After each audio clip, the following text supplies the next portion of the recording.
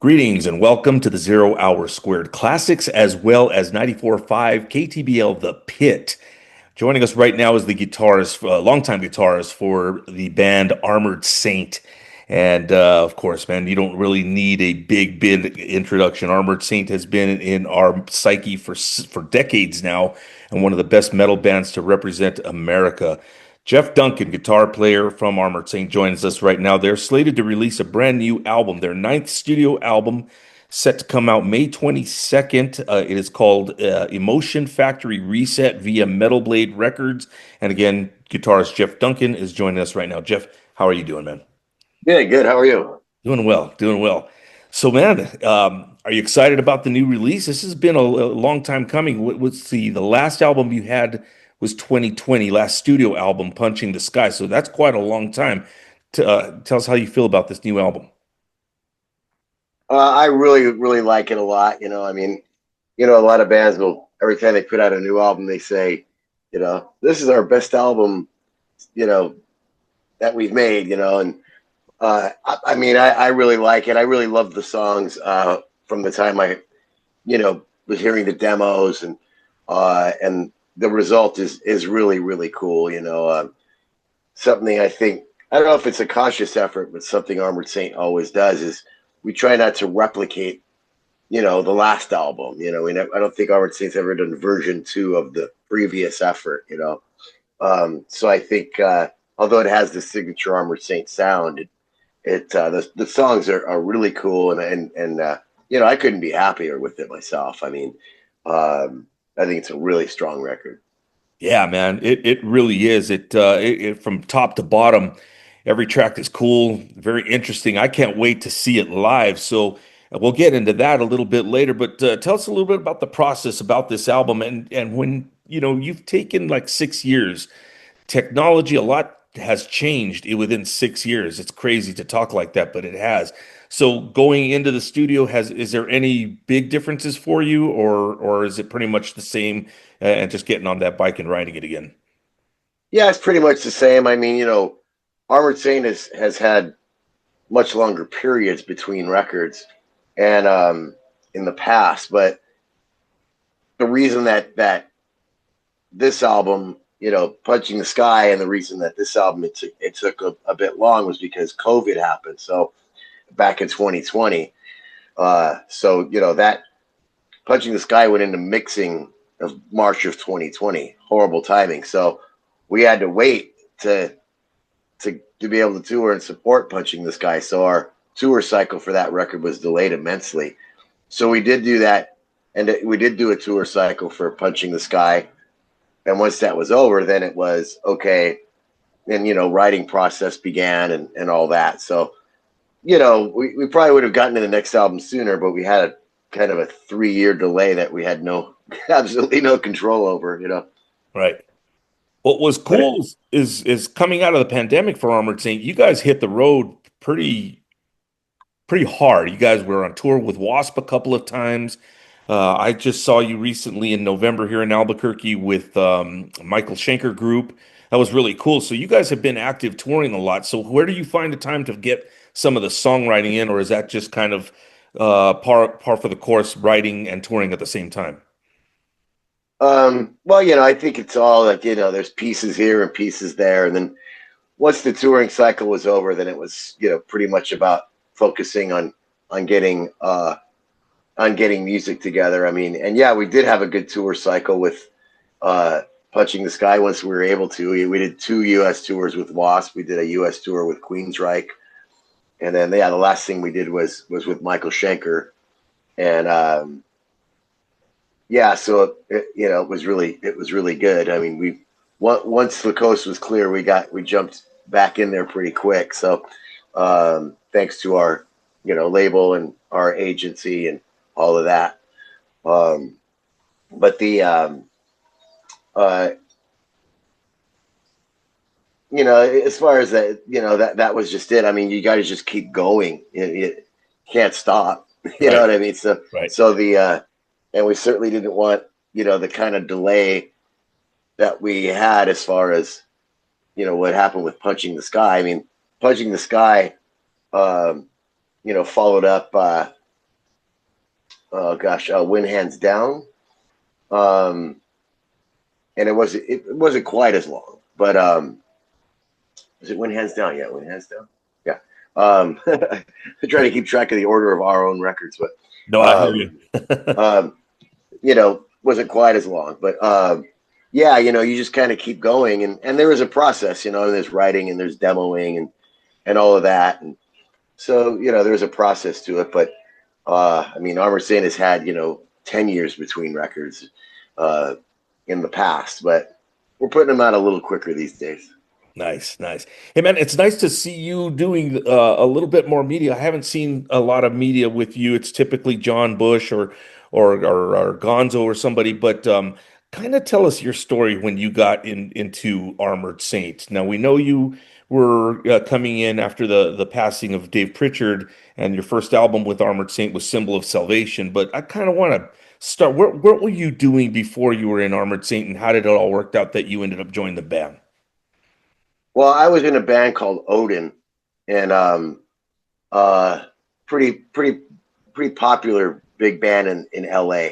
Yeah. Um, and we did gigs with Armored Saints back in the Hollywood days, before anybody had a record deal or anything like that. So we were friends and did gigs together and all of that. And um, I actually came into Armored Saints after Raising Fear. So uh, I was I was originally in the because Phil was not in Armored Saint, and they did Raising Fear as a four-piece, and they decided when they were touring to support the live EP Saints Will Conquer. They decided they wanted another guitar player. It wanted to be two guitars, and Phil wasn't available or whatever wasn't going to be doing that. So they asked me. So I was originally in the band with Dave, me and Dave on guitar. Okay. And that was for unfortunately a very short period because Dave got sick. But I did one tour with Dave, and there was a lot of writing going on. In fact, that's what was being written were the demos that became Symbol of Salvation. I actually have demos of Symbol of Salvation songs that are me and Dave on guitar. So I was originally in the band with Dave, and then unfortunately we lost David, and then when the band reconvened, I was asked to going to do the band, and it was going to be me and Phil on guitar and all that because the band was laying dormant for a while because it was just too much. Dave was such a family that it was really hard to like think about the band in that respect. But once it came about, they called me again, and then it was me and Phil on guitar. So it's kind of interesting because I've been on both sides of the stage as far as playing guitar in that band. Right. I've always kind of felt that you've been underrated for a large part, and now that when you listen to the guitar work that both you and Phil do, it's unbelievable. It's a great duo in metal and in hard rock, and I think that it's you guys have developed just a very nice sound, and no, and like you said, no album is ever the same, and you take some of the more obscure albums like say La Raza, that's different from what we're doing with Emotion Factory Reset. It's just Mhm. but this album has a lot of dynamics to it, and I noticed the vocals. You guys are really at the top of your game, like I've never heard before. I really, really dig that. Oh yeah, well, thanks a lot. Yeah, being a musician, I mean, something that definitely comes into play is, the longer you do it, the better you get at it, or at least that's what you want. So, and as an individual musician, but I think Armored Saint is a band. I mean, this has been the same. This has been the same band members since 1989 or something like that. It's Yeah. been the same guys. So as a unit, we have become, just kind of one as far as the sound of the band, and we've developed the overall sound of the band over a period of years. So it's kind of a rare circumstance, especially our demographic, our age bracket, if you will. Yeah. But I think that's a big part of it, is that we're able to grow together, and there's a cohesiveness and a chemistry that I think comes with playing together for a long time. I think that's a big part of it, and we feed off of each other. So it's, again, I think we're very fortunate in that respect. You brought up an interesting thing, and the age thing, the age bracket. I like the way you put it. That I mean, you certainly are again one on top of your game, one of the more relevant metal bands completely in the world. I mean, and you guys play with anybody and everybody, different genres of subgenres of metal. I mean, but you guys are the standard as far as I'm concerned. How does it feel to be playing to these younger generations? It's kind of like like a legacy of a football team, and I don't want to make it sound like it's some old ass band, but like say you're Well, it is. yeah. Well, let's say your dad was a big old Jets fan from back in the day, so you stayed loving them, and then your sons love the Jets. It kind of goes on that way. I've noticed that. So the generations, how does it feel to cross that, get that far ahead? And did you ever think you'd be in this position, say 20 years ago? No, I mean, I never really, I've never really looked that far ahead in general. I don't think I do that in my life. I just show up every day and see what's going on just in general in my life. So no, it's if you were to ask me, in 1991 when Symbol of Salvation came out, which is the first record I did, um, that we'd be putting out a record and planning tours in 2026, I couldn't even begin to imagine that I'd still be you know doing this. I mean, yeah, probably playing guitar, because I'll be the old man sitting on the porch playing guitar, like when all this is over, I'll never stop playing guitar.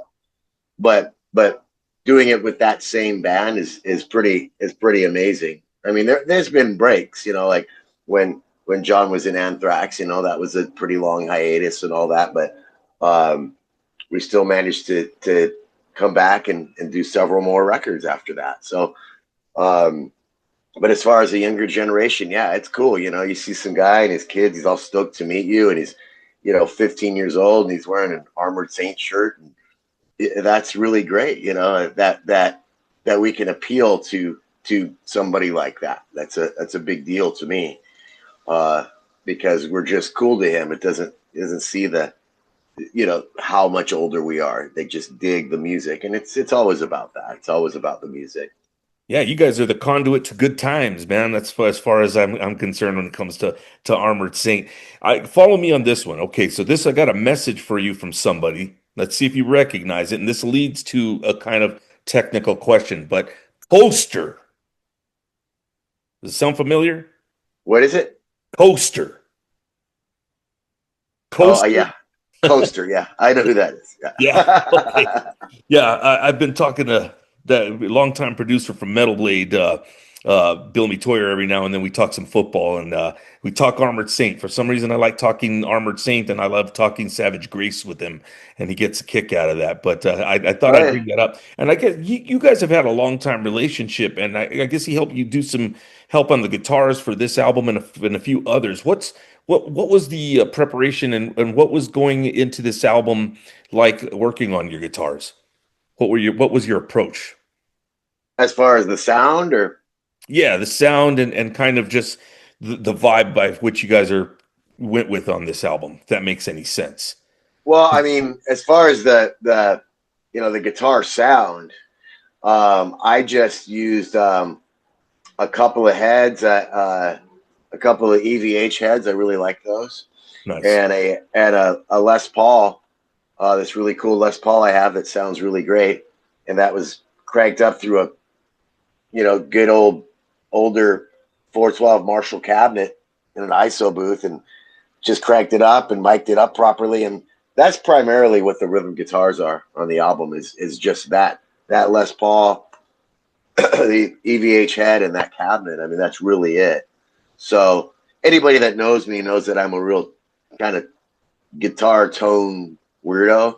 Uh-huh. So we're so I went in there pretty much knowing what I wanted to do. So it was mainly for the rhythm guitars. It was mainly that, um, and I think even for the solos I did, it was pretty much the same setup for me and Phil for the most part. He might have used a different app for a couple of things, but I don't really know. But I know that's what I use. So, to me, to break it down, a good guitar, a good amp, good speakers is at dialing it in right. You're probably going to get a pretty good guitar sound. Yeah, it's nice. It's very nice and it's seamless and just nice. And I'd like to really play it somewhere really loud. I mean, I'm looking forward to a tour when you come through. And do you know when you guys are going to begin touring again? What's all that looking like? I mean, this is all kind of a whirlwind. Well, we got some stuff coming up soon, but mainly we're going to be starting out this touring cycle of this record in Europe. Uh, and our first gig is May 15th. It's a one-off in Germany um, at the Rock Hard Festival, which we're headlining the second day, which we're very excited about. Oh, cool. And that just so happens to be the official release date of the record. So it just kind of worked out that way, which is really awesome. Um, so, but there's, and then we have more stuff going on, summer of 26, a lot of Europe, good amount of European stuff we're going to do. And then we'll definitely be doing some US dates, of course, but that's something that's still being worked out. But we'll definitely be doing a stateside tour, in 26 for sure. There's no way we're not going to. But there is something going on, so we'll keep everyone posted on that. Cool, cool. Well, I had a couple more quick ones, and I Mm-hmm. it's kind of controversial. Just the news that came out recently about the vocals on the new album, the demo stuff, all that with John Bush. How do you respond to that kind of stuff? Because I get why maybe those demos tracks were used, and I mean that's kind of how the whole system works. I think people have a misunderstanding on how the recording process works sometimes. Do you think there's anything the controversy about it at all? No, no, I think really what it reflects is what a great singer John Bush is. You know, um, the his approach is, him and Joey, they'll like go in and do demos, and John will sing the songs, and if it's if the vocal is good, the vocal is good. I mean, there's no point, and he kind of approaches it that way, which is to give it the best he can, or do his best vocally to get a good vocal take. So, um, and that's what he does. And then he might refine some stuff as progress goes, but it's not necessarily a demo vocal when it comes down to it. It's the vocal. So you know what I mean? Why re-sing it if it sounds good? So it has nothing to do with anything in regards to what John can't do. It, like I said, it really reflects what John can do, which is, go in there and on the demo nail the vocals, and that's it. It's done. There's no need to re-record it if it's good. You Yeah. guys, quick show April 19th at the Rainbow Bar and Grill. I guess it was a celebration and it was LA Guns, you guys, Pentagram, and Alien Ant Farm. What was that show like? What was it for? It's for the anniversary of the Rainbow Bar and Grill. It's a fixture in Hollywood. That Rainbow's pretty famous. And right there on the Sunset Strip. So they celebrate their anniversary every year, and they set up a stage in the parking lot. It's cool, man. It's a great rock concert, and there's tons of people that come, and it's just something that they've kind of been traditionally doing for a while now. And I actually did. Armored Saint did it this year, and the year before that, I actually did that with Odin, because we'll do reunion gigs here and there. So I actually played that two years in a row. But it's a blast. It's really really cool, and it was cool this year too, because Armored Saint played and LA Guns played, and my brother Sean is the drummer for LA Guns now. He's been in there for a few years. Cool. So, and he was the drummer in Odin. So both of us did it 2 years in a row. It just kind of worked out that way. Uh, But yeah, it's great. It's a lot of fun, and it's a really good way to interact with fans and stuff, because it's not really necessarily a dressing room, with the hideout and or something like that. You're just kind of hanging out with everybody, and by the end of the day, you're exhausted, but it's cool. It's really a cool thing. It's a legit concert, but at the same time, it's kind of got that backyard party feel. So it's really cool. nice, nice. Yeah, that's a hell of a lineup. All right, man. What one question I wanted to ask you: when you were with Odin, did you come through Albuquerque with Alcatraz in like the '84 tour? I think it was Disturbing the Peace for Yeah, Alcatraz. yeah, we did. That was uh, yeah, that was one of the only tours Odin ever did. Huh. And yeah, with Steve Vai, which was really cool because at that time Steve Vai wasn't Vai yet. He was the guy from Zappa who was replacing Ingve Right. in Alcatraz. That's you know, um, and I remember just seeing him play, and we're playing clubs and Steve Vai, and it was just mind blowing, Yeah. mind blowing. And it's funny because two things he did on that tour was on off days is one time he split and he did Crossroads, filmed Crossroads, and then the other time he split, he auditioned for Roth. So two of the things that made him Vi happened while we were on that tour. And he was in the midst of recording Passion and Warfare at the time too. So and then he just became Vi, but he still I've ran into him a few times over the years, and he still remembers me. Super super great guy, super cool. All of them. I did some. I was playing guitar in Frank Domino from Angel in his solo band. Uh, did some. This is some years back, but did some dates, and some of the dates we did were with Graham Bonnet band, and saw Graham Bonnet. He remembered me. He's like, "Oh yeah, from back then." Nice. So, but yeah, that's absolutely true, and that's pretty good. A lot of people don't know that one. Yeah, yeah. I caught that tour, man. I was a kid. I was at Graham Central Station here in Albuquerque. Hey, Jeff, I got to let you go, man. I know you got some other interviews slated Mhm. for the day, but speaking of slated for release, the ninth studio album from Armored Saint called Emotion Factory Reset via Metal Blades Records comes out May 22nd, and they will be touring and look out for them. This has been Jeff Duncan from Armored Saint, guitar player from Armored Saint. Jeff, is there anything I didn't ask you that you'd like to tell our viewers or listeners? Oh well, I'll just say look out for Motion Factory Reset. It's a really cool album, and we're looking forward to seeing everybody on the road. All right. Thank you very much, Jeff. Do appreciate it. Jeff Duncan, guitarist for Armored Saint, right here on 94.5 KTBL, The Pit, and the Zero Hour Squared Classics. We are out. Thank you very much. Take care.